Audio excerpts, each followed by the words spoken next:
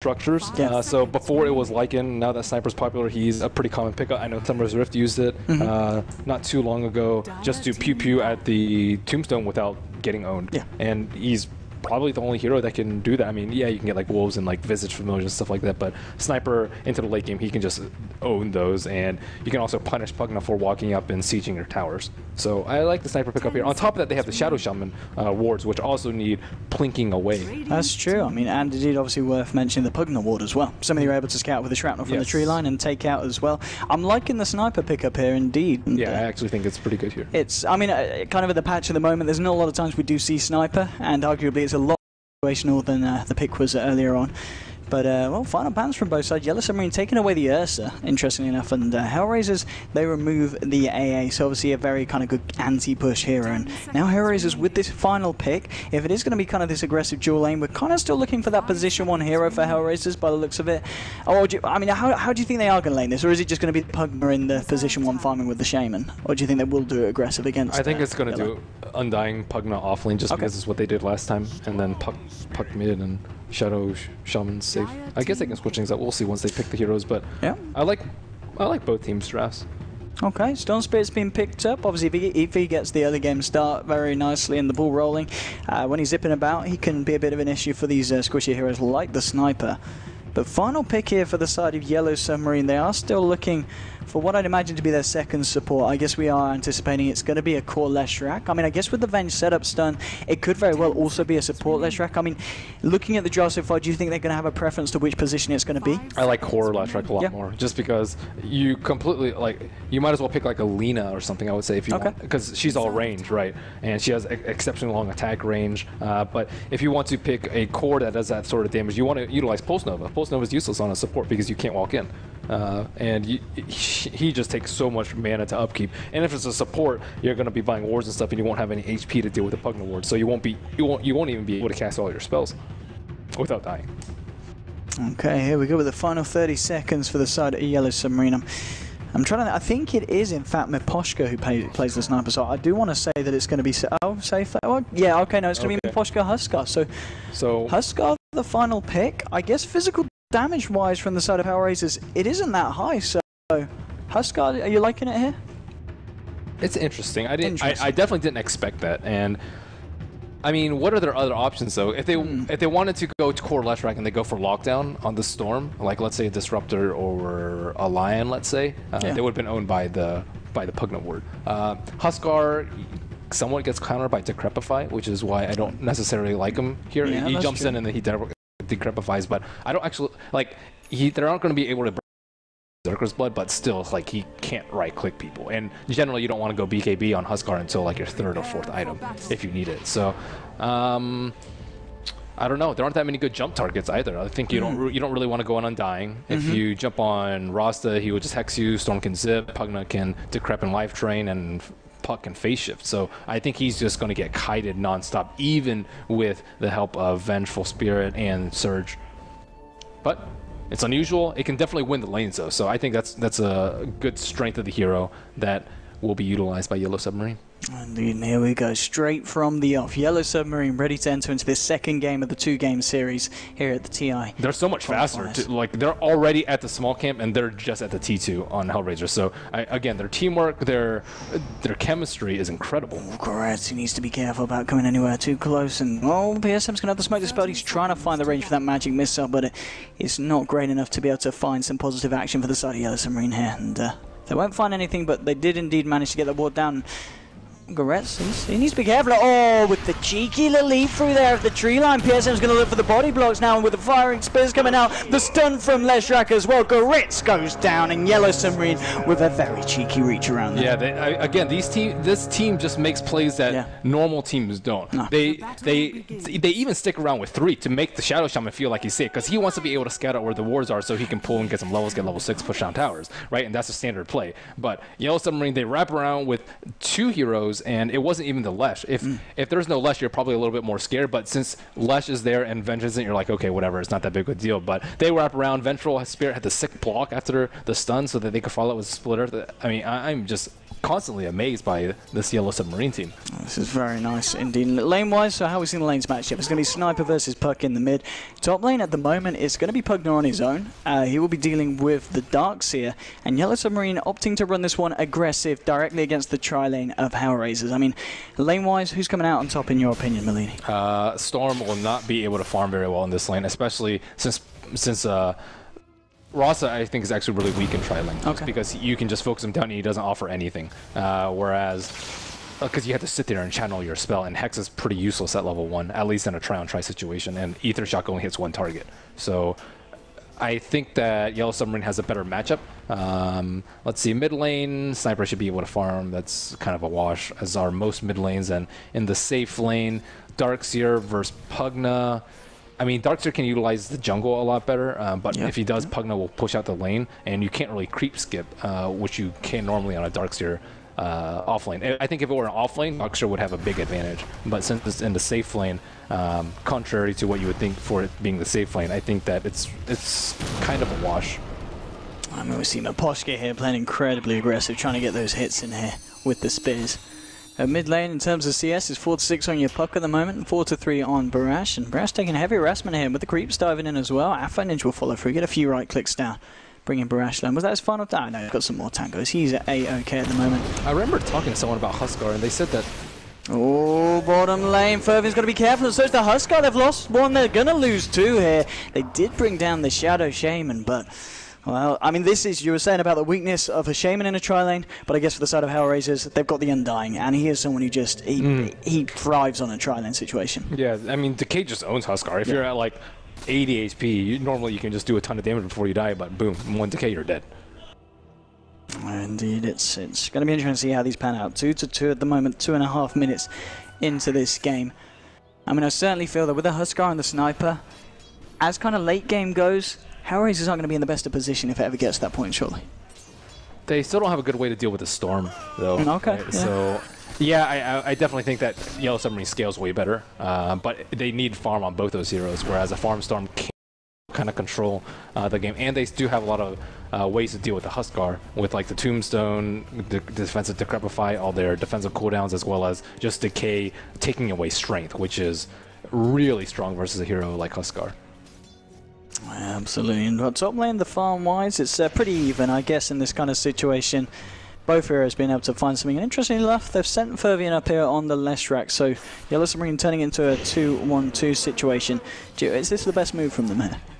Well, I mean, after giving up 2 kills that early and getting their ward dewarded, or sorry, not having the spawn block, I think it is the right decision, because they can't really contest the camp, because if 1 or 2 supports go, they just get shackled and owned. And if, you know, all 3 of them leave, Storm just free farms the lane. So it's not a great position for them. And ideally, they would want to keep this Shadow Shaman in check, and I think there's an engage on bottom.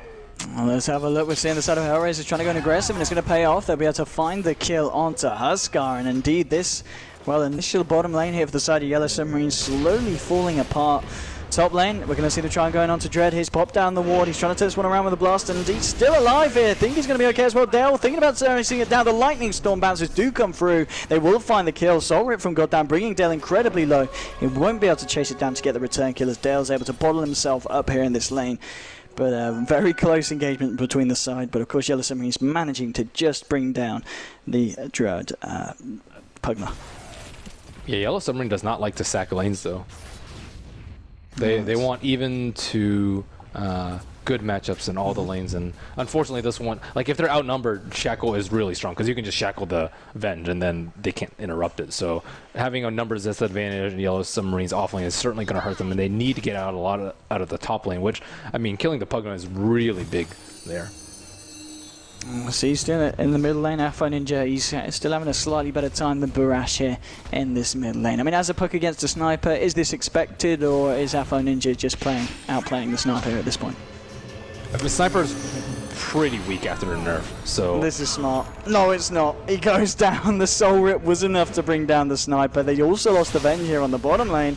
Yellow Submarine, they've got to be careful how much they give it away here. Goretzky trying to find the final right click onto Miposhka. Isn't going to be able to find it. Fervian bringing this Shaman low. Will find the kill now. Artez trying to find a trade onto Lesh. And Miposhka's ready to go back in. Artez will just turn around and say thanks for the kill as he takes down the Huskar. And now Artez, he's just going to look to run away from this one. He's looking for the stun into Leshrac, but it's going to be off point. And Artez, he's going to be okay for the timing, trying to juke this one around the tree line. The jukes are certainly real. PSM coming in with a wave of terror. Fervian's going to need a couple of right clicks to bring this one down. There's one. I'll make that even more with the Tango regeneration. Storm Spirit's going to be okay.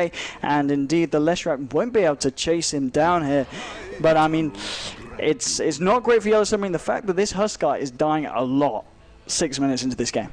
Yeah, he really needs to get high levels of Berserkers, but then he can just tank the Remnant. But he cannot right at this point. I think he has a max Remnant ASAP, and nice sentries by HellRaisers. They did get one of their wards dewarded on the side of Yellow Submarine, but yeah, I mean, this offensive try is pretty much a disaster. Storm is 3-0-1. Artez is going to be incredibly happy with this start here now, just with the slow on to pass. I'm not going to be able to quite follow this one up. There's going to be a TP coming into this bottom lane as Leshrac ready to rejoin the action here and rejoin the aggression if Yellow Submarine are able to. Does he have sentries on him? I think they need to protect that ward if they can. Oh no, that's very unfortunate because that Observer ward is just going to die. They can try and protect it all they want, but it's dead. Goretz indeed able to finish that one off. A Magic Missile did come out to Artez. There's really enough to follow up, and the worrying thing for the side of Yellow Submarine is Artez, of course, very close to hitting that level 6, and once he's got the 6, he's going to be incredibly hard for this lineup to catch out. Yeah, you can tell that Yellow Submarine's a little bit pressured because they're like, okay, what are we going to do once the Storm hits 6? Then they can just sack the lane, do whatever with their supports. Sniper kind of getting owned in the mid lane. I'm not sure how it is CS-wise, but he has, what, 25? How many puck has 35? Yeah, so he's kind of getting owned at this point. And they've lost mid, they've lost bottom. Slightly ahead on top, but definitely not enough to compensate for the other two. So they're trying to make plays, trying to kill Storm, trying to keep him down. But I mean, once Rasta hits 6, once he gets like max Tombstone on Undying, things are going to start hitting the fan for yes. Yeah, absolutely, yeah. When that comes online, I guess HellRaisers will look to just step up the tempo, look to try and take down towers. And when it comes to that point, well, top lane, yeah, they're seeing the darts to get low. Mid lane, in fact, there's going to be Dream Coil straight away. Brash is going to look to try and TP out again, but god damage there on the Undying. Will be able to find the kill onto this Sniper. And I mean, at this point, Sniper well and truly getting heavily shut down here in the mid lane against Alpha Ninja. I don't particularly like the Sniper build that he went. Okay. He went a 2-3-0 build, which is...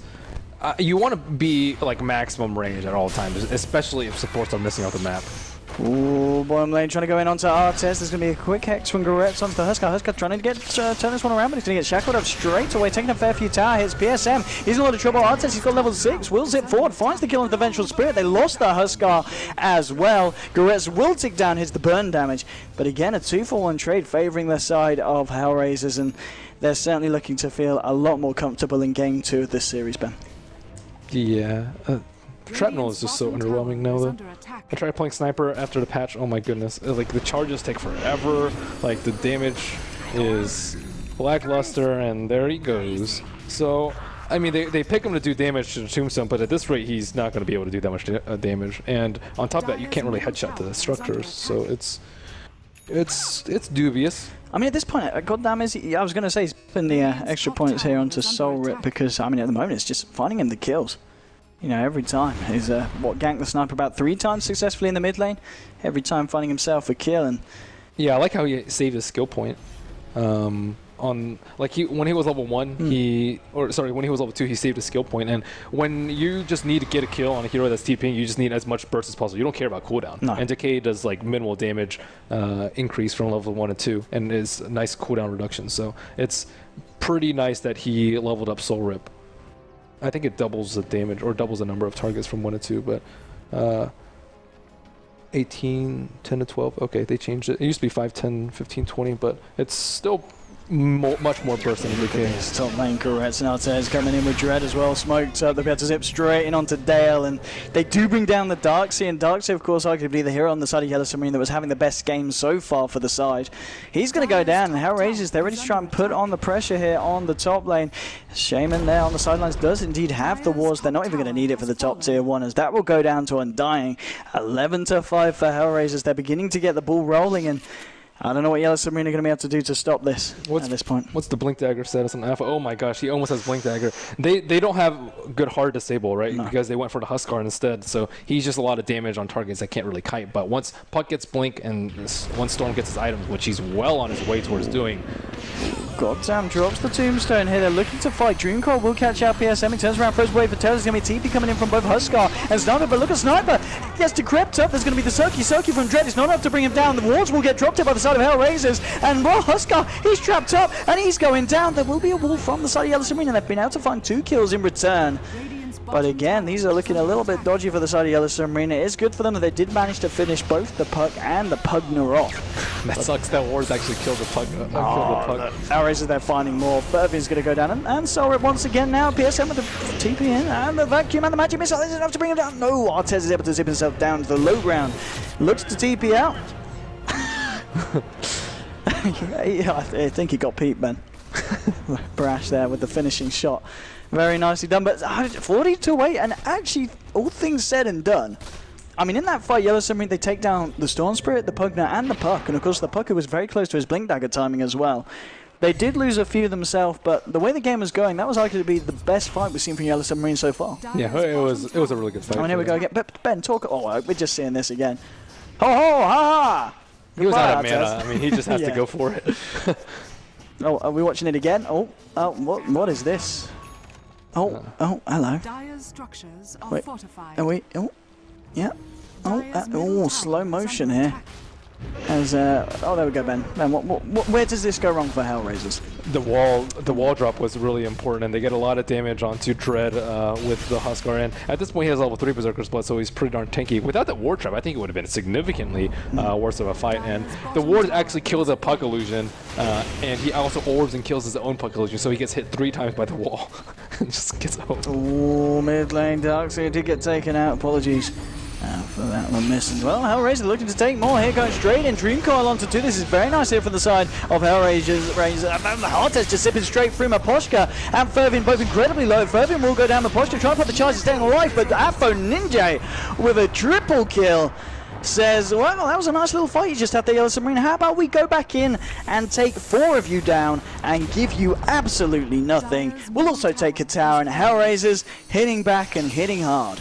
The fight's completely different once Puck gets his Blink Dagger. He had like 2,200 gold when we checked him before the replay, and then now he has 1,200 gold on top of the Blink Dagger. I'm not really sure where that came from, but like Darkseid needs mech and or Blink to start this fight out. He doesn't have his mech yet. Sniper needs anything. He's probably sitting on treads plus some, not good stuff in his inventory, and the items are just coming out left and right. Look at the net worth difference. Puck is almost double Sniper's net worth. Huskar is like half of Pugna's net worth, and the net worth difference is massive at the moment. Barash is got up by Waning Rift. He will be able to keep himself alive. Puck does have to get himself back out. Doesn't want to stick around for that. Still has this haste rune here. Dale coming in from the sidelines for the secret shot, heading towards the mid lane. They can just toy with them with the Pugna and with the Puck and the Storm, and just make them play as 5. It's very similar to last game in that Yellow Submarine can't really split up. I mean, 13.5 minutes as well. The net worth difference coming up to about 8,000, favouring the side of HellRaisers. They're going to be very happy with that lead. There'll be a bit of pressure being applied from Yellow Submarine here in the mid lane.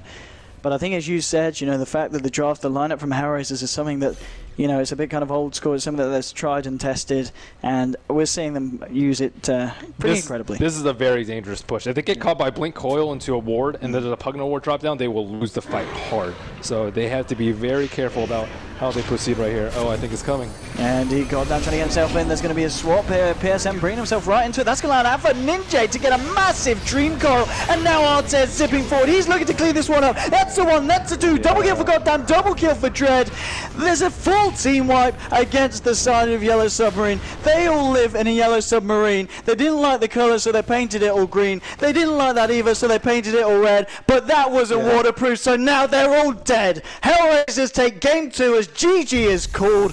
And Ben, well, Yellow Submarine, they showed a lot of hope, a lot of promise in game 1, but HellRaisers, they said, nah. They know when the game's over, though. I respect their play because they went for a very low percentage play. But if you're Yellow Submarine, you know going into the fight, we're probably going to lose this fight. Yeah. But they go for it anyways because they know they don't have as good late game. Pugna has so much more farm. Huskar has nothing, and it was a disastrous play. But again, they play to win, not to not lose, which is why I like Yellow Submarine.